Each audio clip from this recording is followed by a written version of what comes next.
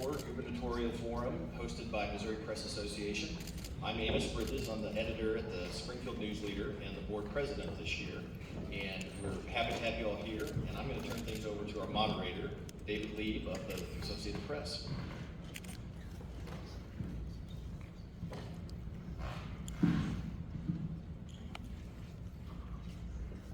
Thank you, Amos. I have a few instructions before we get started here. First of all, welcome to the Missouri Press Association Candidate Forum. I'd like to begin by introducing our participants and going over a few rules of the debate. Earlier today, candidates drew numbers to determine the order in which they will be making opening remarks. They are arranged on stage in that order. Starting closest to me, Democrat Crystal Quaid, Republican Mike Kehoe, Libertarian Bill Slants, and Green Party candidate Paul Lehman. After candidates give their opening statements, I will ask the first question. Then we will proceed to questions from our panelists.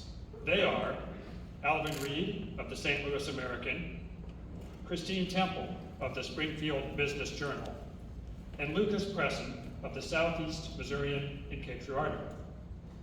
Candidates will have 1 minute to answer each question. After each has had a turn, I will decide whether any rebuttal time is necessary. If so, candidates will receive an additional 30 seconds, but rebuttals will be reserved only for those candidates involved in criticisms. If candidates fail to answer a question, I also reserve the right to ask them to try again during the rebuttal time. The first question will go to the first candidate on my left. The second question will begin with the second candidate and so forth. And closing marks will be delivered in reverse order. Signs will be held up showing the time remaining during remarks. Candidates, please adhere to the stop sign. And audience, please hold your applause until today's event is over. With that, let's begin. Crystal Quaid, you may deliver your opening statement. Thank you. Good afternoon, everyone. First, thank you to the Missouri Press Association for hosting us, and of course to my fellow candidates for being here today, and welcome to my legislative district. I've had the great honor of representing the city of Springfield and Jefferson City for the last 8 years, 6 of those as the Democratic leader in the state house. I'm running for governor, frankly, because we deserve better than what we've been getting. Missouri ranks last in public education funding. We have crumbling roads and bridges, police shortages all across the state, and the state of Missouri can't even pay its child care bills on time. And the folks who've been in charge are doing anything but paying attention to those issues. You know, in 2019, I told my personal story of abuse on the House floor, warning my colleagues what would happen when they passed the most extreme abortion ban in the country. And instead of listening, they went forward. And now there is a bill and a law in place that does not have exceptions for the 12-year-old rape victim from her family member. There are women all across the state of Missouri right now bleeding out on their own bathroom floors because our doctors can't do their jobs. I'm running for governor because I will uphold the will of voters. I will get politicians out of your doctor's offices, out of your personal business, and protect your freedoms. Mike Kehoe. Well, thank you as well to the Missouri Press Association and the candidates who are willing to put their name on the ballot. I think most of you know my story. I was born to a single mother. I'm the youngest of 6 kids. And my brother and my sisters and I just worked odd jobs to literally put food on the table and keep a roof over our house. Most people would say I was at a disadvantage growing up, but I would argue that I had a family of love, of faith, and one that promoted hard work. And I lived in a country, in a state, where you start doesn't necessarily determine where you finish in life. I think all Missourians should be able to live the American dream, no matter what their background is or what neighborhood they grew up in. That's why I've been very, very involved in supporting and expanding Missouri's vocational and technical training to make sure Missourians are trained for the high-paying jobs that I know our employers have to offer. That's why I've tried to lead efforts to reduce burdensome regulation and red tape, cutting taxes for businesses so that they have the opportunity to invest capital in their businesses and provide for those jobs. I think Missouri's fundamental responsibility is that we provide safe neighborhoods, and that will be the thing we do J1 by investing in the police, and that's why I'm running for governor. Bill Slants. Good afternoon, and thank you to the Missouri Press Association and for my fellow candidates on the dais up here. It's a great honor to be here. My name is Bill Slants. I'm your Libertarian candidate for governor. I want to tell you just a little bit of story here. I'm going to Imagine yourselves riding down the road. You're driving your car into a very new territory, a city you've never been in before. And what's the first thing you're going to do? You're going to turn the radio down. You sit up in your seats, and you start paying much closer attention to what's going on around you. As libertarians, and I know all of you are libertarians out there, most of you just don't know it, I'm asking you to stop letting the government drive. Sit up in your seat, pay attention to what's going on, and let's limit the government to its most basic functions. Thank you. Paul Lehman. I'm Paul Lehman. I grew up, was born and raised in southeast Missouri. I got a representative from there. And a family of 8 children. I have two children of my own and 2 to 3 grandchildren. I was educated at Southeast Missouri State University with a BS in education, and then from Eaton Theological Seminary in St. Louis with a degree, a Master of Divinity degree, and so I'm an ordained minister. So I have education experience, I have ministerial experience, and I want to run for governor to be able to be the first green governor of the state of Missouri. There's lots of things that the big, not elephant, but the big gorilla in the room is the need for green economy. All right, candidates, thank you for those opening statements. We will now proceed to questions, and I will ask the first one. Missouri law currently prohibits abortion except in cases of medical emergency. A proposed constitutional amendment on the November ballot would create a right to abortion. Do you support this amendment? Why or why not? Crystal Quaid, you're first. I absolutely do support Amendment 3. You know, we had over 380,000 Missourians sign a petition in less than 3 months saying that they wanted to vote on this issue, and I'm very grateful that we were able to do so here in November. Look, as I mentioned in my opening, the law that we have in Missouri right now is the most extreme in the entire country, without exceptions for rape or incest. And I personally have received phone calls from women who have gone to doctor's offices during an active miscarrying situation and sent home being told that they're not close enough to death yet. Our doctors are scared to do their jobs. Over 800 doctors just signed a letter this very week saying that they supported Amendment 3 because they're scared to go to prison to get access to health care.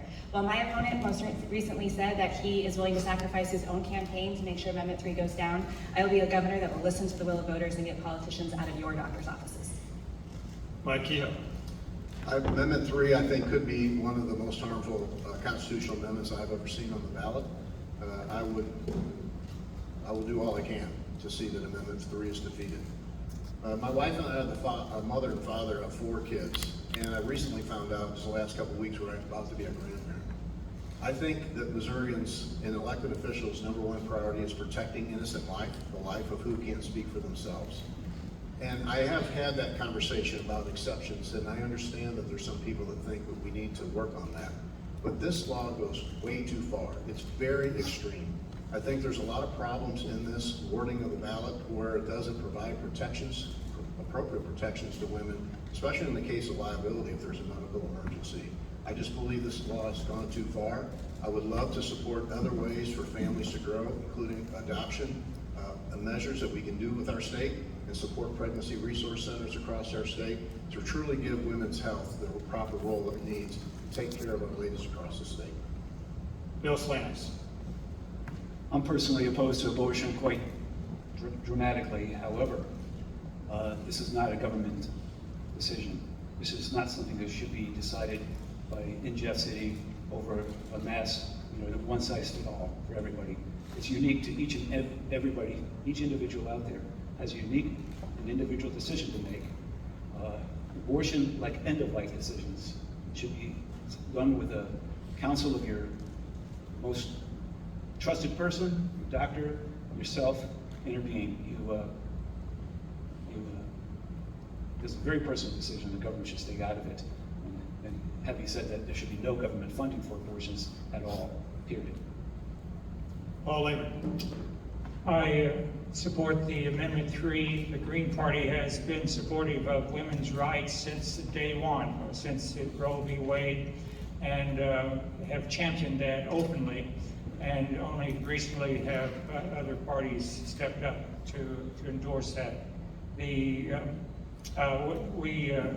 My position on that is that people don't know what the trauma that women undergo, those who try to make that decision about whether or not to have abortion.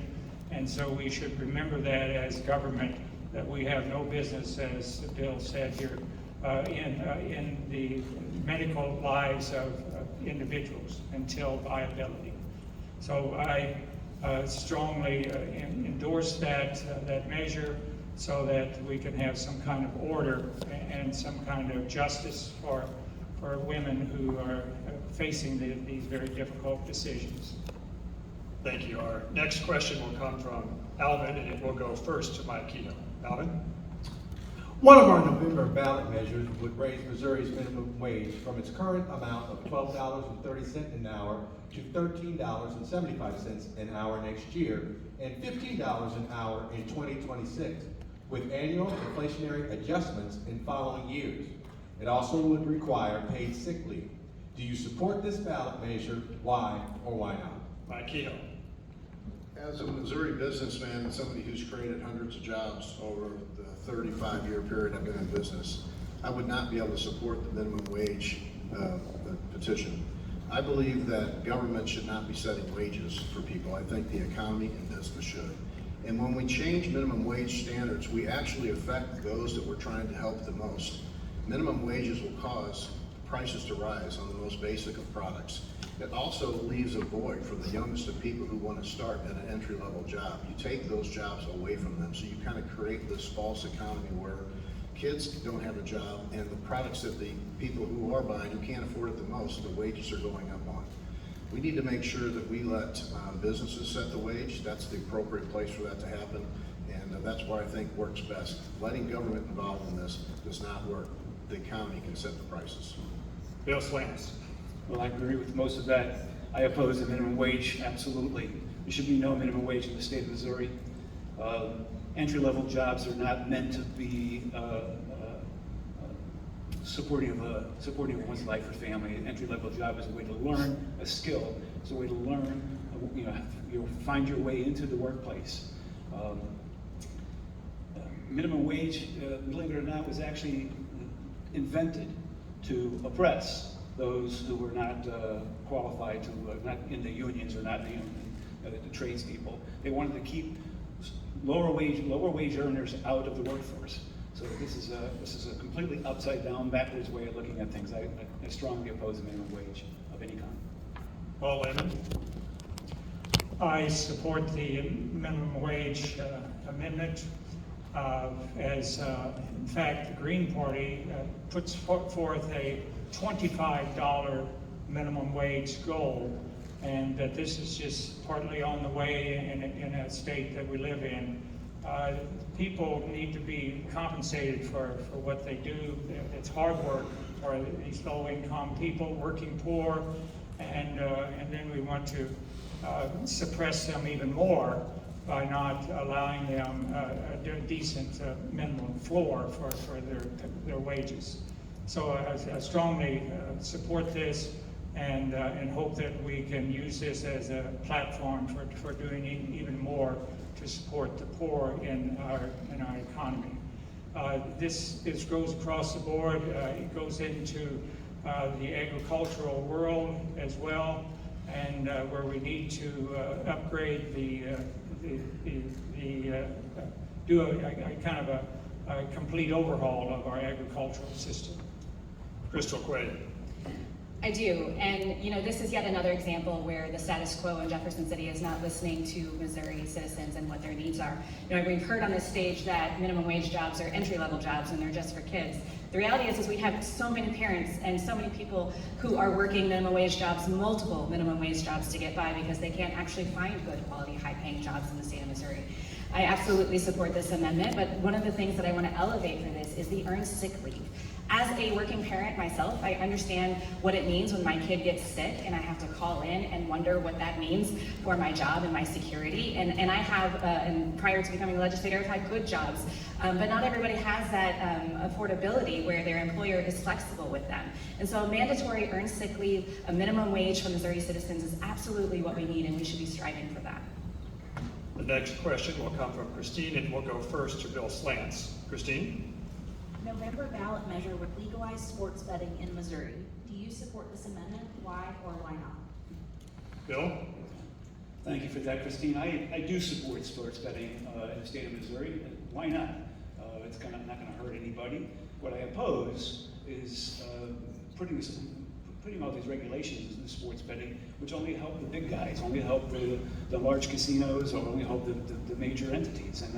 And it doesn't let the mom and pop shops go in there. So if you're going to legalize sports betting and you're only going to allow those major casinos to do sports betting, you're still going to have you're going to have your bookies out there still doing it for people who don't want to gamble at Caesar's Palace. I'm greatly offended that you sugarcoat the whole sports betting with proceeds going to education. I think that's a nonsense idea. It's a way of getting a bad tasting pill down your throat. But sports betting certainly should be legalized, no doubt. Paul Lehman? I oppose that proposal. And when I grew up, it was the common knowledge that betting of any kind, or gambling of any kind, was a sin.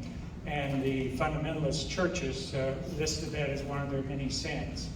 And now we've come to a point where we want to endorse that type of activity by the state, by the government. And so it goes against basically the will of the people in the past. And also the use of those funds for education that is totally erroneous and deceptive, because that money would go into the education fund, and as we know what the legislature will do, they'll say, oh, we've got all this money, so we don't need to budget any. And so the promise that will improve education or increase it is a farce and not true. Crystal Quaid? Yeah, I do support this ballot initiative, or this measure, and this is one, again, that I wish the legislature had been able to actually get this done appropriately. I don't love everything and all of the wording in this, but we've seen for years that the status quo in Jefferson City are in gridlock and fighting with each other instead of actually moving legislation through.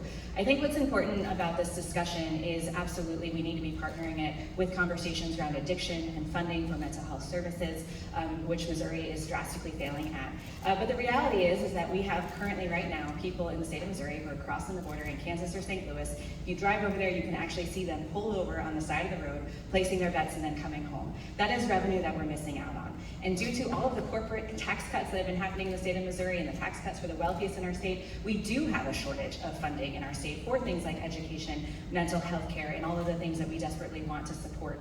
And so I do support this measure and the money that will come in from that. Mike Keel? So all of our surrounding states already have sports gambling as a product that their citizens can take advantage of. We're sitting in the center of an area that does not have it. So if you want to be competitive with your surrounding states, whether that's economic wise or to the representative's points, people are driving across the state line, placing those bets. I think this is something that's time for Missouri. I'm not a fan of gambling and I don't bet on games, but I believe it's a tool that we need for Missourians to additional regulation for those. I do think what the ballot measure provides funding for is appropriate because I've been a big fan of making sure our public education gets funded, and then we would make sure, should I be selected governor, that the legislature would never be able to move that to some other category. We would keep it to where it's at. And last but not least, I mean, we have some gems in our state that are called Major League Sports teams. They provide a lot of entertainment, a lot of economic benefit to our state, and this would be something that would help us ensure those teams potentially stay in the state of Missouri. Thank you. Our next question will come from Lucas, and it will go first to Paul Lehman. Lucas? Thank you. Missouri's budget for the current fiscal year is around $50 billion, including both state and federal funds. That's about double of what it was a decade ago. What do you think about the size of Missouri's budget, And are there any areas you want to cut or areas you'd like to spend more? Paul, thank you. Hello, from Southeast Missouri. I don't know the details of that, but what I know in general is that the budget is probably not big enough because we have an education system that is broken and underfunded. We have an agricultural system that, or I should say, people living in rural areas who don't have medical care, and the hospitals are leaving the country in the rural areas and leaving people stranded. We have so much poverty in the U.S. The kids in my local school at Fayette, half of them have to take free lunches. So the budget needs to be reallocated, less money for the National Guard to send them down to Texas, where they twiddle their thumbs while they're down there, and bring them back, use that money for education and other areas and for environmental transition. Crystal Quaid. Yeah, with our budget being the largest that it's been and continuing to grow, I know folks are very frustrated when we continue to rank on the bottom for everything in the entire country. From the lowest paid teachers to the lowest education funding. As mentioned, we've lost 18 rural hospitals in the last decade.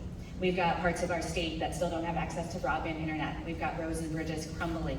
We have police officer shortages everywhere in the state of Missouri. The city of St. Louis alone needs 300 additional police officers to do their jobs. We are not balancing our budget well. I like to call our budget a moral document, or at least it should be, and we should be investing in people to make their everyday lives better, not putting in pork special interests for whatever legislator is trying to get something done for their hometown. We need to be really investing in the needs of everyday citizens.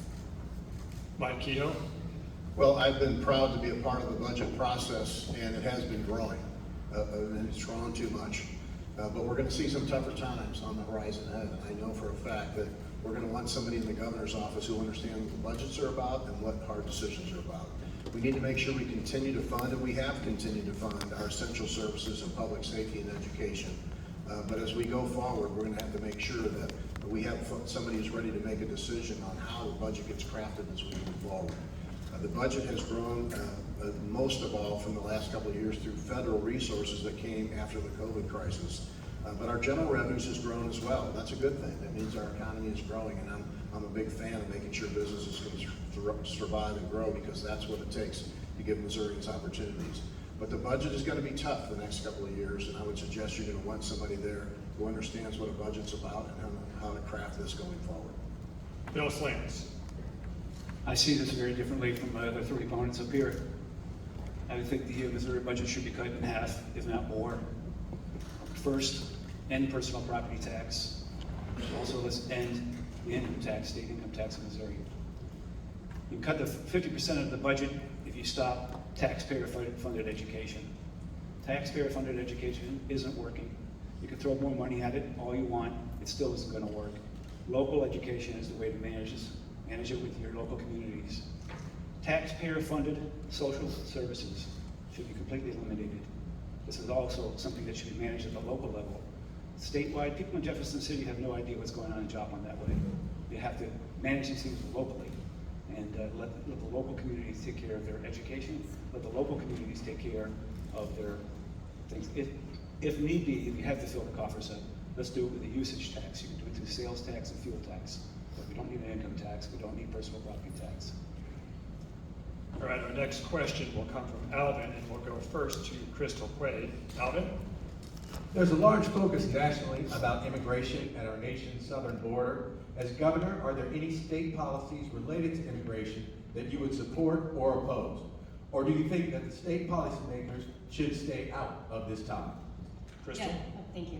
The conversation around immigration right now in our country is real, and I know that so many Missourians are really nervous right now about the rise in crime and potential tying to that. Of course, we hear a lot about the parallels along with drug increase and trafficking in the state of Missouri. But here's the thing, as governor, the first thing that I would do, of course, is to work with our federal delegation. There's a bipartisan immigration bill that has been sitting in Washington for far too long. And as governor, I would work with our federal delegation to lean into that and make sure that we're getting something done. When it comes to what we can be doing right here, I want to talk about what we're doing to keep our communities safe and going to the conversation that I previously mentioned of our shortage of law enforcement professionals and giving them the tools that they need to be successful. As mentioned, the city of St. Louis is down 300 officers. We just very recently had an entire division shut down because they didn't have anyone who would come work for the police force. And it's not just about raising salaries, it's about benefits, and it's about giving them the tools that they need to keep our communities safe. So as governor, my focus will be right here on Missouri, making sure that we're safe at home. Mike Keough. Immigration is the #1 conversation I have, along with crime, as we travel the state and meet Missourians. It's absolutely out of control. Missouri has an estimated 77,000 illegal immigrants. We don't know exactly because there's not a database of those. And just in 2023 alone, we talked about the state budget, Missouri spent over $460 million on illegal immigrants. That could have been money that went to our teachers, or to our veterans, or back to our Missouri taxpayers. Along with the illegal immigration are coming deadly fentanyl drugs, Chinese deadly fentanyl drugs. I went to the border twice. I'm the only candidate, I believe, that's probably been down there twice. I've seen our men and women in our National Guard. They are working, they are brave, they are helping at the border. Along with our State Highway Patrol in McAllen, Texas, with 1 year alone, they saw over 450 million doses of lethal fentanyl come across the border. It's killing our citizens. It's the #1 killer of Missourians between 18 and 44. We need to stop the drugs and the gangs that are coming across the borders. They're hurting Missourians, they're hurting Missourian families. Bill Slantz. Everyone in this room is a descendant of an immigrant.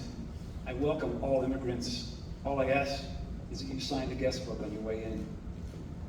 Immigrants provide a tremendous amount of great labor, great skills in this country the state needs, and I welcome them all. Like I said, just sign the guest book. We want to know you're here, we want to know what you're doing, why you're here.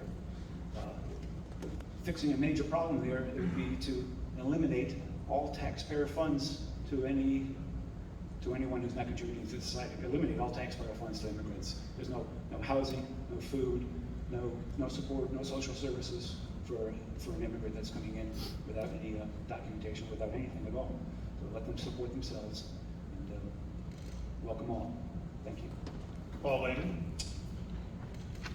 There are the immigrants, contrary to their being an expense on the government, they are an asset. I've just read an article that says that the immigrants produce $6.8 million of income for the state, and that they pay taxes also, whether documented or undocumented. Their employer is paying the taxes, but it's through them. And so what the problem at the border is the bottleneck of processing. We need to, our Green Party candidate Jill Stein would upgrade the processing process, and in Missouri we would also implement programs to integrate the immigrants who are already here, and to try to teach them English, to help them with their social programs, and bring them out of the shadow and make them a full partner in our great economy. All right, the next question will come from Christine and go first to Mike Keough. Christine. Missouri currently uses tax credits as an incentive for a lot of things, for specific businesses to expand, to renovate historic buildings, to develop affordable housing, or to encourage donations to food pantries. These tax credits collectively subtracted $669 million from Missouri's treasury in 2023. Do you believe changes are needed to Missouri's tax credit structure? If so, what would you change? Mike Keough. Well, thank you for the question. Tax credits are something that absolutely need to be looked at to make sure they're giving a good return on investment to Missourians. We have several tax credit programs that don't do that. However, we have some that really do that well. And that's something that, as a business person looks at any kind of program that they have within their business, you have to make sure it's something, again, that's working for Missouri citizens, and it's something that we couldn't do without. For instance, our Housing Development Corporation, back when Ronald Reagan was president, he said the federal government cannot build housing, which they can't. And so they turned it over to a private-public development where we can use tax credits to build affordable housing across our communities. We've worked very hard to get that program more accountable in the last several years, raising the responsibility for the developer and ensuring Missourians get a good return on their investment. But there are other tax credit programs, quite frankly, that need to be looked at and revamped. And I would love to be able to do that and try to get that all in front of people so we make sure the right ones are going out to the right people. Bill Slants. My father always said less is more.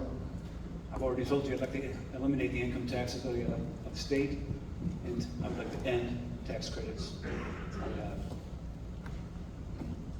Paul Lehman. I think tax credits are good. They're important to help people with their, struggling to make ends meet, to make the dollar go farther. However, often these are extended to the working poor who don't even pay taxes. So there's no incentive or no benefit to those people. So what needs to happen is a fundamental shift and change in the way we do business in our state, and so that we can support the working poor and lift up the middle class as well. Crystal Quaid. I do support those tax credits. We're sitting in a very district that utilizes historic tax credits all the time. As somebody who's served on the budget committee in our state legislature, I will say I would like to see some more oversight, as mentioned, to make sure that the return on investment for the tax credits that we're currently allowing to happen are actually good investments that are benefiting our state. But I want to have an even bigger conversation around tax credits and who they're actually helping and how we can expand on tax credits for everyday Missourians.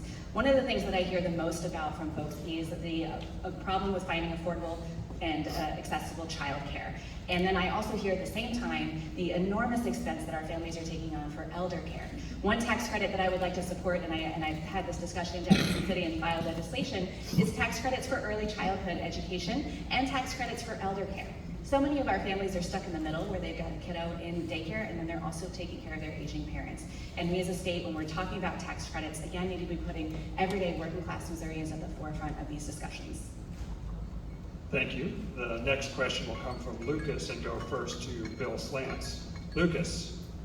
While we're on the tax discussion, Missouri's individual income tax rate is set to decline to 4.7% in January, marking the fourth straight year of tax cuts. Do you support further tax cuts to Missouri's income tax rates or other taxes such as sales or property taxes? If so, do you have a plan to offset a portion of the lost tax revenues? Bill Slants. Well, we've heard my answer to this question already, but 4.7 is a good number to start with. But bringing it down to 0 is a much better number. My plan, if you need to fill a coffer with some kind of money, would be on use tax. You do that either through sales tax or fuel tax. But by eliminating 50% of the Missouri budget, this amount of increase in sales and use tax would be very small, a small portion of that increase. What this does is it actually puts the services that Missouri is providing, it puts that directly in that space. So your fuel tax is going to pay the highways and help build the infrastructure, and sales tax will take care of the rest of the budget. So don't know if I answered your question, but that's how I try to manage that, try to get that through. Take it from 4.7 down to 0. Paul Lehman. 4.7% doesn't sound like it very much when you're making $100,000 or $1 million. People can live on very nicely on the income left after paying their taxes. We need to have a graduated income tax. I'm not familiar with the details, so that the wealthy in our state, and we have a lot of them, can pay more their fair share. In the biblical analogy, you have the 10 talents, 5 talents, 2 talents, 1 talent parable. They often forget that the 10 talent person is paying back 10 talents, and whereas the 1 talent is supposed to pay back 1. So the burden, there needs to be a shift in taxation. And also another way to approach this is to provide universal health care, which is a major expense in people's lives.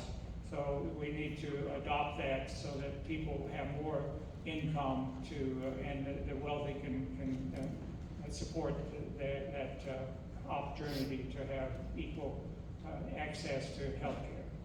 Crystal Quinn. Yeah, as governor, I want to have a real conversation around a fair tax structure. I don't think a lot of Missourians realize that right now in the state of Missouri, that the tax bracket, the top tax bracket, if you make $8,500 a year, you are paying the exact same tax rate as a millionaire. And so yes, the time in Jefferson City that I've been there, we've seen a lot of tax cuts. We've seen income tax cuts, we've seen tax cuts for corporations and for the wealthiest in the state of Missouri. I want to have conversations around taxes that actually impact, again, everyday working class folks. Conversations around getting rid of things like the food tax. I know as a mom, when I go grocery shopping for my family, I see the increased cost of buying groceries every single day is a real thing that's impacting folks. I want to have conversations around taxes on feminine hygiene products or diapers. Again, things that are impacting everyday Missourians, and a real true evaluation of our tax structure in the state so that the wealthiest here are paying their fair share and that we're able to make those differences by taxing things like private planes or other things that the wealthiest are getting by with in our state while the rest of us are struggling to get by. Mike Keogh. You know, this is a conversation that we have constantly about what's the appropriate structure. I believe there should be zero income tax, but you have to do it responsibly. You have to get it to a point where you're not affecting essential services and education. And when I tell people that story, they're like, how is that possible? I'm like, well, 5 years ago we were at 6%, and now we're about to be at 4.7%. But you haven't seen any cuts to education or essential services. There's a way to manage this correctly. And most importantly, I believe that Missourians can spend their money way better than any elected official could ever spend it.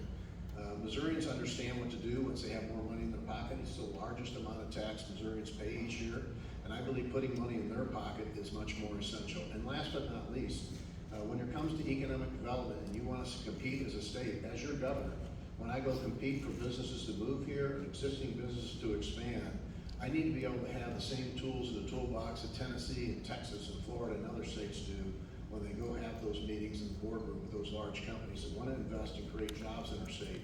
That's the way we grow our economy. That's the way we provide opportunities for Missourians. The next question will come from Alvin, and we'll go first to Paul Lehman. Alvin? Missouri generally prohibits local governments from enacting their own firearms restrictions. Should the state give local governments greater authority to pass their own gun ordinances? Are there any state-level firearm laws that you would support, such as a red flag law, a 72-hour waiting period, or tax breaks to encourage the purchase of gun safes and trigger locks? Paul Lehman. That should be, in a sense, a separate issue as far as the state regulations of firearms. But on the local level, the problem that struck me is about local control. We've gone the wrong way about taking away local control on various issues like whether or not they want a polluting CAFO in their backyard. They're not allowed to do that, or to determine the budget for policing in Kansas City. That's another avenue of taking local control away from the local community. And as was said here just a minute ago, Missourians know how to take care of themselves, and they don't need the state to dictate to them what they can and can't do on a local level. And so I believe that there needs to be an increased effort to control firearms, to ban assault weapons would be a good start, and then do a great background check. Okay. Crystal Quinn. Yeah, I grew up in rural Southwest Missouri, and so I understand firsthand the need for firearms when you've got a copperhead coming after your chickens, right? Like, I understand that. But I also understand the real conversations that we need to be having in the state of Missouri. You know, I've talked with law enforcement officers all across the state and asked them, what is it that you need to be successful? And one of the things we hear the most about is access to firearms, particularly with youth. You know, just very recently we had a school shooting at CVPA in St. Louis where unfortunately people died.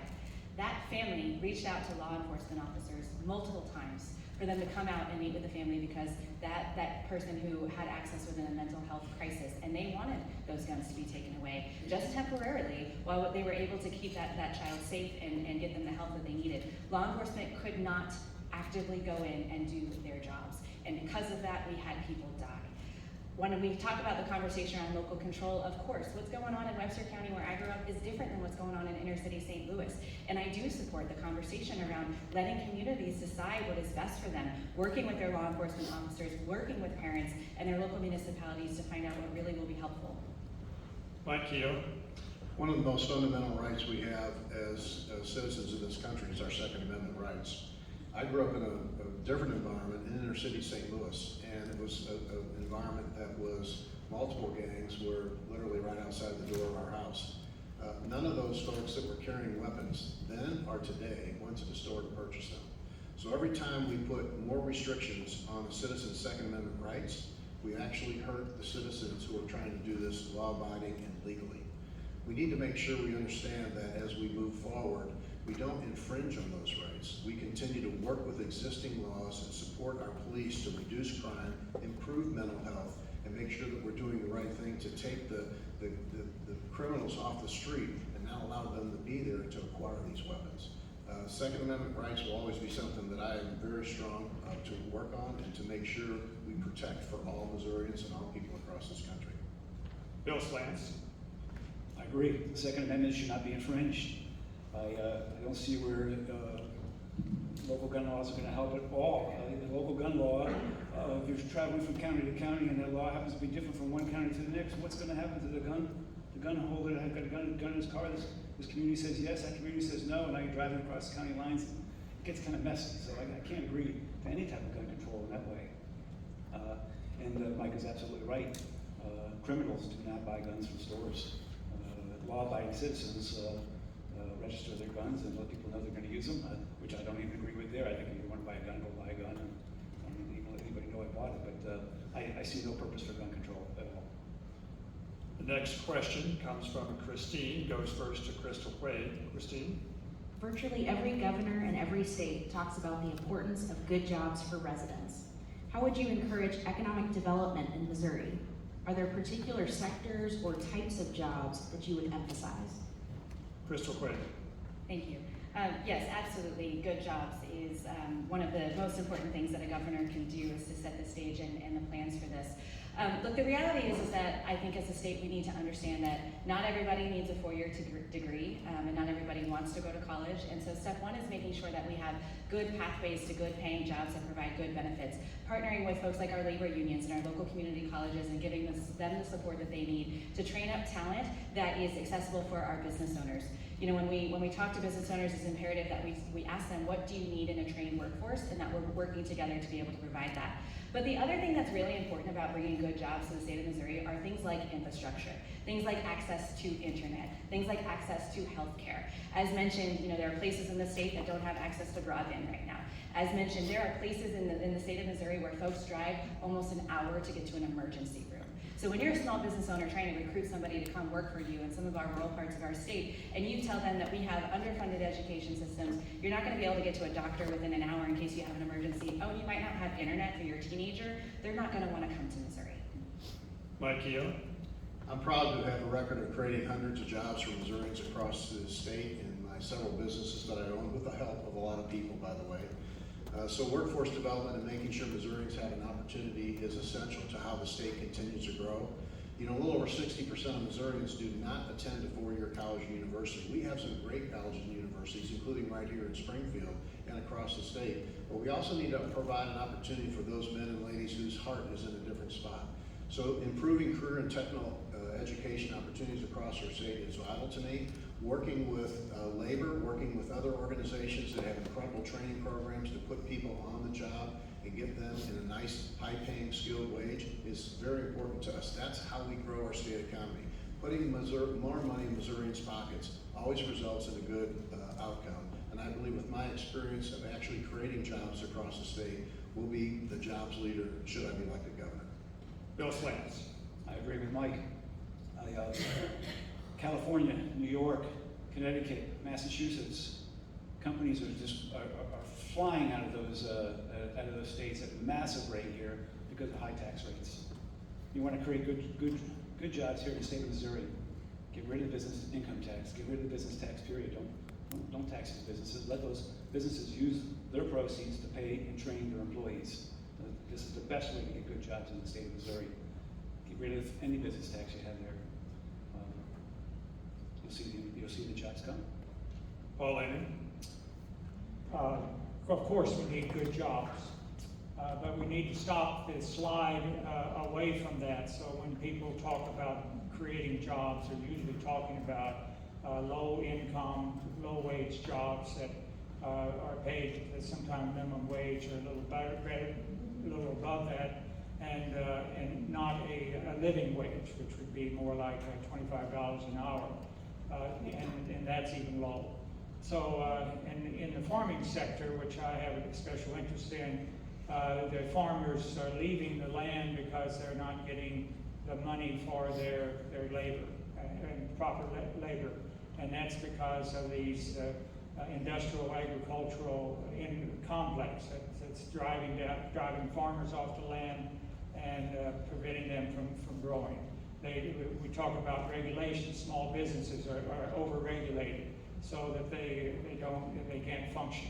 And if we had universal health care, that would be one thing that they wouldn't have to worry about in their efforts. The next question will come from Lucas and go first to Mike Keto. It seems there has been an increase in online threats made by juveniles against other students in schools, in some cases businesses. What, if anything, do you think should be done about this at the state level? Mike Keto? Well, thank you, Lucas, for the question. Just coincidentally, I had a long conversation with a sheriff from Cole County last night about this very issue. We really are struggling right now with juvenile officers across the state, and making sure they're in the right position and we make sure we have access to them. Because should a young person go online and make some sort of threat, the local law enforcement can pick that person up, but then they get turned over to the juvenile officer. I believe that we need to work with the courts and with lawmakers to make sure we have different penalties for juveniles that would assess threats, especially threats against schools and other institutions that really create chaos within that institution, and then give the juvenile officers the tools they need to deal with those juveniles once they're turned over to them. They do not have the right tools in the toolbox to do that right now. These threats are serious, and a lot of it has to come from supervision. A lot of it has to come from parenting skills and guardian skills that are making sure that these young folks understand that when you're doing this, you're affecting a lot of lives, and there are going to be real consequences that come with it. Bill Slants? Yeah, I'm saddened by the growth of online threats in this state and around the country. Some of them are done by cowards.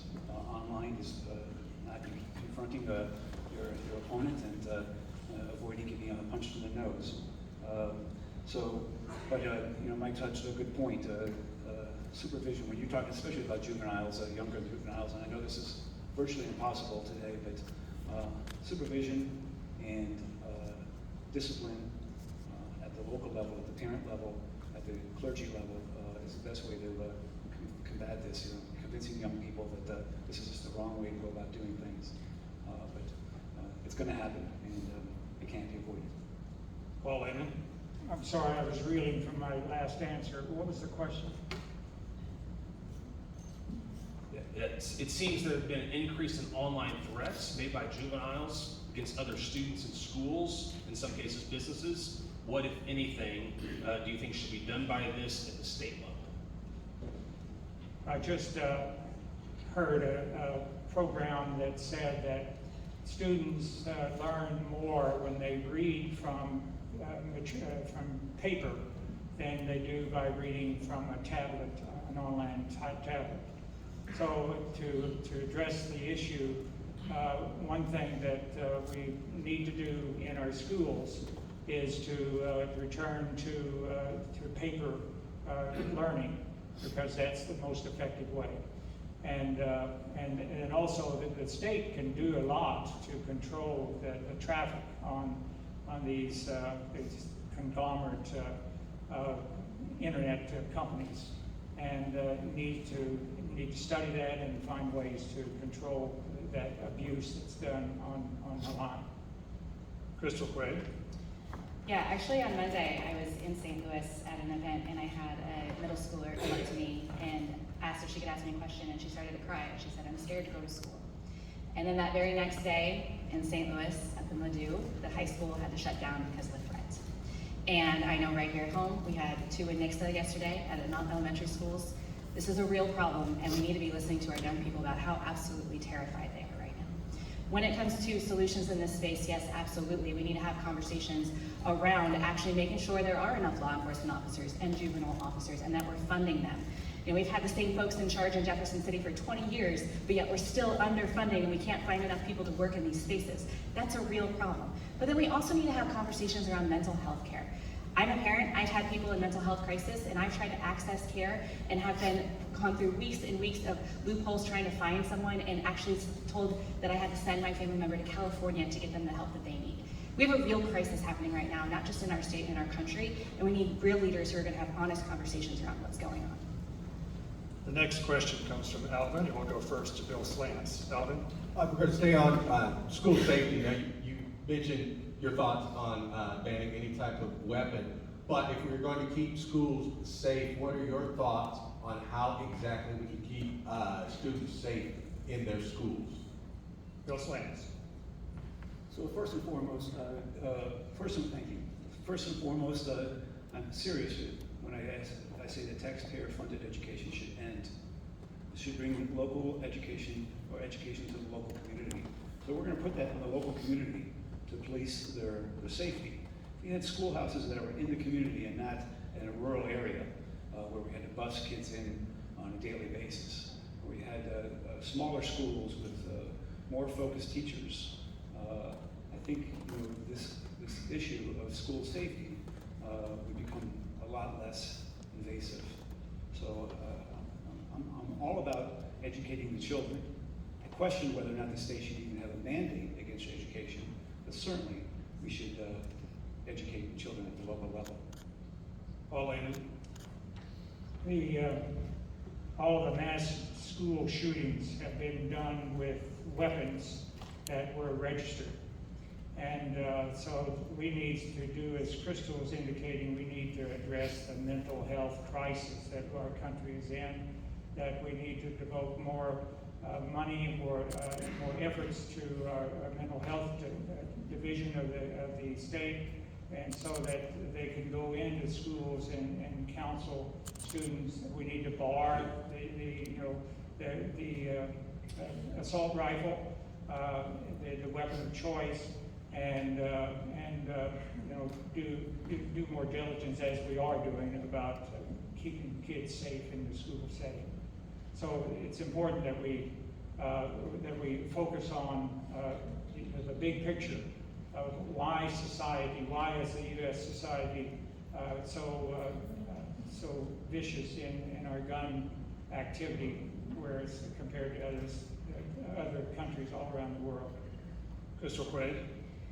I had the great honor of serving on the Springfield Public Schools Task Force for many years, while here in our local community we were evaluating what school buildings needed improvements and what we could do from a local community level. And so by doing that, I've learned a lot about so many of our buildings across the state that match up with this that are very old. A lot of our kiddos are going to elementary schools that were built in the early 1900s. And we can do a lot from an investment standpoint in terms of infrastructure, looking at the vestibules and making sure that there is like a level of entry before somebody from the outside gets inside to the office. A lot of our schools here locally in Springfield have moved to that. Things like bulletproof glass, et cetera, that we can do from a state level to invest in. But the reality is again, we shouldn't be making our schools like a prison for our kids to be in and to stay safe in. So I want to have real conversations around investments with our local law enforcement officers to give them the tools that they need to be successful. And one of the things they continually talk to me about is the fact that kids have access to firearms and there's literally nothing that they can do about it. And so from a state level, it's about making investments to keep our buildings safe, doing what we can there, but then also working with our law enforcement. Mike Keogh. Again, one of the fundamental problems with this issue is our young people have lost a respect for life. And I think that's starting at all levels in our society right now. That's the number one challenge, along with, as been mentioned up here multiple times, the mental health issues that we face. As I tell people all the time, it's the number one problem in our country that nobody wants to talk about. All families, including my own, have had struggles with mental health issues, and so making sure we have the appropriate professionals within the schools to identify kids who need help, I think is very important. I also think investing in school resource officers or SROs, making sure that school districts have those men and ladies available on campus, that they have the appropriate training along with the faculty on what to have happen should one of these unfortunate events come forward. And then I think we can use technology. We have an incredible advantage right now in this country of technology that can detect various things that come into schools and make sure we monitor them so we have an advance warning if something unfortunate were to happen. Right. We have time for one final question, Christine. The Missouri Chamber of Commerce has stated the state faces a child care crisis because of a shortage of affordable providers. Do you agree, and what, if anything, would you propose to do about this? Paul Lehman, you're first. We need to enable more people to engage in child care. I think that a couple years ago there was further restrictions on what you could do to take care of children. That's one thing. We need to have universal health care so that monies can be used to provide child care and support the child care givers who need to do these things. And so it's broken. I mean, we have a broken system that needs to be corrected, and we need to value our child care givers and pay them a decent salary. Crystal Quaid. And when I first started running for office in 2015, and I would knock doors and I'd ask those, what do you want from your state government? The number one thing I heard from folks was affordable childcare. And that's why one of the very first bills I filed when I got to Jefferson City had to do with affordable childcare. And I've been working on that issue ever since. And quite frankly, I'm really glad that folks in charge are starting to have this conversation, because I know people like my mom have been struggling with this for decades. When it comes to what we can do around childcare, the first thing that I want to say is the state of Missouri is drastically failing with this. I don't know if you all saw recently in the news the past few weeks, but the state of Missouri right now is not even paying its child care providers' bills on time. We have lost 53 child care providers in the last year because the state of Missouri is not meeting its basic promises of what we are paying them for our subsidies and our foster kids. I've been meeting with child care providers all across the state, having conversation, asking how much are you owed, hundreds of thousands of dollars. These people are taking out personal loans to be able to keep their business afloat. And we talk about supporting small businesses, and we can't even meet these basic promises that we're doing. I want to have robust conversations around how we can increase not just access and affordability, but step one is making sure that the government is doing what it's promised and paying its bills on time to our child care providers. Mike Keough. The state is in a child care crisis, and this is a very personal issue to me. I can tell you as a young man, I watched my mother make a decision. Does she go to work and leave her child at home on a snow day so she can make enough money to buy groceries, or does she not go to work and not have enough money to buy groceries and stay home with her child? That's a decision no parent, especially no single mother, should ever have to face. The good news about the child care crisis, it's nonpartisan. This is not a Democrat or Republican issue. This is a Missouri issue. We have $1.4 billion with a B of labor sitting at home annually in the state of Missouri because those working folks want to go to work and can't get child care.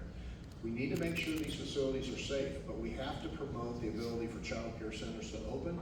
We have to give options to businesses that want to build child care centers within their business, like they have here in Springfield at Cox South, like they have in Kansas City at Burns McDonald Engineering.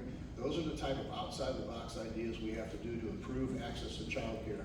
And then I am in favor of the child care tax credit. I think that was a good move that we need to get through, and as governor, will be a priority for me. Bill Slants. Child care is not should not be a state mandate. The state has no business in child care whatsoever. One of the reasons, or a reason why both parents are unable to stay home is because over the last 60 years, affordability of living at home has grown by 8 times. It used to be a single parent income could take care of a $20,000 house without an issue. Now a $400,000 house has to be paid for by both parents, which means the child has to be left alone. But in the bottom line, child care should be taken care of at the local community again, and by the home of the parents or home of the grandparents in some of these cases. We'll now go to closing statements. Paul Lehman, you are first, and you may begin.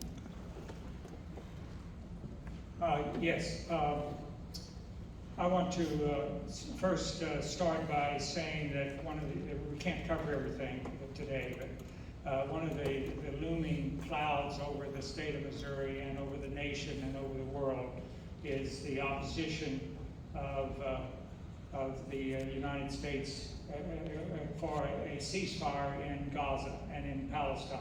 And this war is beginning to spin out of control simply because we cannot force the Israelis to come to the table and do a ceasefire. So having said that, I want to pivot back to the U.S. What that does is that affects the environment that we live in. And so the gun violence is in an environment of gun control. And so we have to change the environment and change our attitude about people and stop treating people as the other or as someone who is the enemy, someone that we cannot control, or that we must control. So we need to incorporate people into our... I'll stop. Bill Slants. Well, first of all, it's a great honor to be here, and thank you very much for having us. The candidates on stage right now are not here as a get-rich-quick scheme. The four of us standing in front of you are offering their leadership. It's not something that is going to make us wealthy by any stretch of the imagination, and not even something that's going to make us all that powerful. We're here as virtual volunteers to care for the state and provide you with the best possible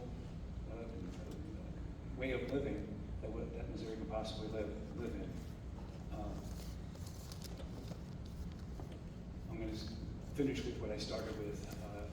I think very importantly to the state would be to focus on eliminating most of the burdensome taxes that we have. The personal property tax and income tax needs to be given away. We can do that by cutting half the budget. I appreciate you having me here today. Thank you. Mike Kehoe.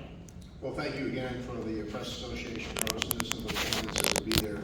You know, I spent 40 years of my career as a small businessman creating jobs and opportunities for Missourians and rewarding success, not punishing it. If businesses and people want to do good, they should be allowed to do so. And I think government should play a role in that, not in creating jobs, but creating an environment where good jobs can grow and prosper. That's the administration I want to bring to Missourians. We want to continue, as I mentioned, with the career and technical training so that Missourians can take advantage of very good jobs with benefits that are out there. But first, we need to keep our Missourians safe. We need to keep our communities safe. That will be the priority for me on day one. We need to make sure that we fund and give the resources to our men and lady in the police departments and public safety all across the state, the resources they need to keep Missourians safe so Missourians can walk their own neighborhoods at night without ever having to be afraid. These are the things I'd like to do for you as governor, and I humbly ask for your vote on November 5th. Crystal Craig. Well, thank you again to the Press Association and for the candidates for being here. I grew up a regular working class kid. My mom was a waitress most of my life, and my stepfather drove almost an hour to get to the factory. And because of their hard work and dedication, I'm the very first in my family to graduate high school. And I worked my way through Missouri State University to become a social worker. I got involved in government because there weren't enough regular people at the table making decisions. But I'm running for governor because we deserve better than what we've been getting. As mentioned here today, we ranked lowest in education funding in the entire country. We have crumbling roads and bridges. We've lost 18 rural hospitals in the last decade. We have police officer shortages all across the state of Missouri, and we deserve better than this. Instead of investing in the things that matter most, what we have seen from my opponent and folks on the other side in Jefferson City are these continued government overreaches into our personal lives.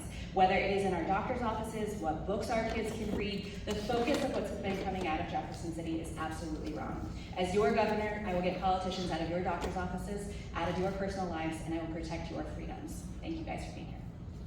Well, that concludes the Missouri Press Association candidate forums for governor. If you stick around to 20 minutes, we'll have Senate candidates on stage. But now is the time to give your applause to these gubernatorial.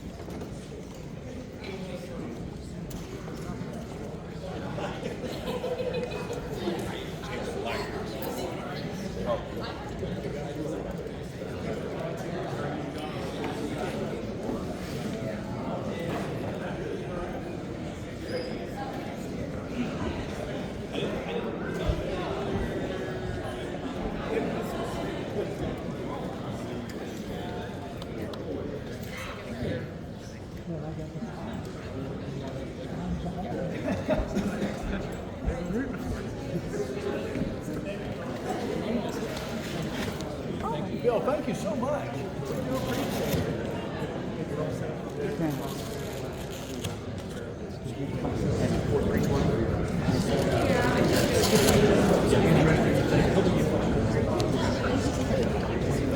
Nice to meet you. Thank you so much. Good to see you as a North St. Louis City Council. Appreciate it. How are you? Good. Kristen, yes, we can. Absolutely. We've met before.